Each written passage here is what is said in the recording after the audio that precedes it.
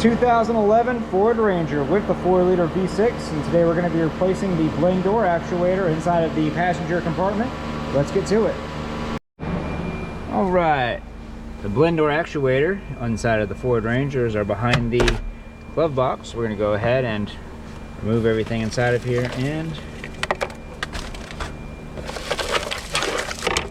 lower our glove box down. Spare light bulbs, always a good thing to have. Go ahead and just squeeze in here on the sides. Yeah, that'll drop straight down. And right here on top, we have our blend door actuator. Right there, we can go ahead and disconnect it. I'm gonna hold my camera a little funky, so sorry for the inconvenience. We're just gonna press up right here on this tab and hopefully we'll be able to pull this connector out right there. And from there on, there are 3 10mm bolts, 2 in the front, as you can see, and there'll be 1 right in the middle of the back. And that one in the back is always the biggest pain in the butt.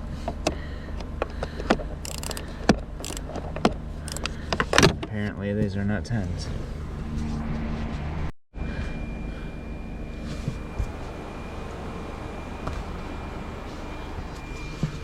Sorry for the confusion, it turns out these are 8mm.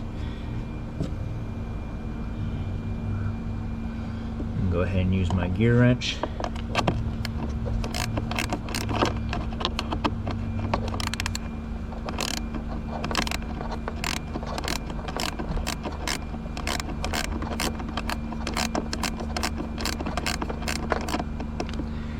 Just loosen these out the majority of the way, and I'm going to reach in there and unscrew them the rest of the way by hand.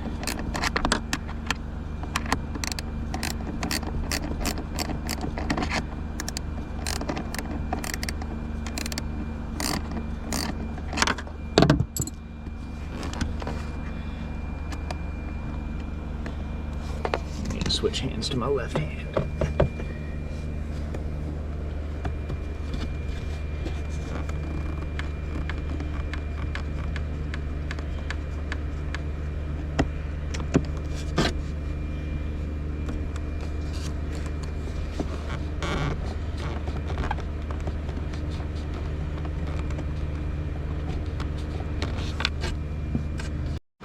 And to get to the back one, this is pretty much the setup I use. I get a stubby 8mm 1/4" socket, and I clip it onto a pair of locking pliers, and I just reach back there and take my time. And yeah, it's super annoying. There's no debating it. I usually just break it loose and then I'll spin it a couple times, and then I'll try to get my fingers back there and do it by hand. Once it's loose, it's not too bad depending on how fat your hands are, but I'm not going to show that part on the camera because it's just going to, honestly, it'll probably take like 10-15 minutes and it's not really worth the film. And with this thing successfully removed, we're going to go ahead and try firing it up real quick. And I'm just going to keep turning this back and forth. And as you can see, this is not moving. Turn it to hot. Nothing. Well, let's go ahead and unplug it. And plug our new one in. Our new one is a Dorman, part number 604202.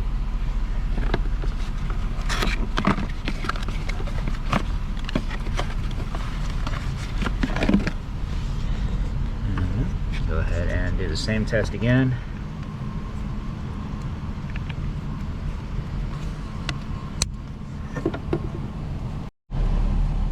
And as you see right here, I'm going to go ahead and rotate and turn this to cold, I guess. Boop. And it's already turning.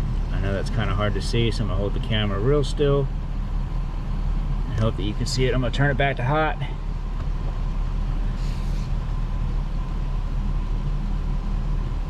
So it just moves real slowly, but that's exactly what we're looking for. Other than that, go ahead and put those 3 bolts back in and put your glove box back up, and that's really all there is to it. It's a pretty easy, straightforward job. If you'd like to see more videos on Ford Rangers, go ahead and check out that video next. I made that one just for you. Other than that, if this video helped you out, leave a like. Don't forget to subscribe. See y'all next time.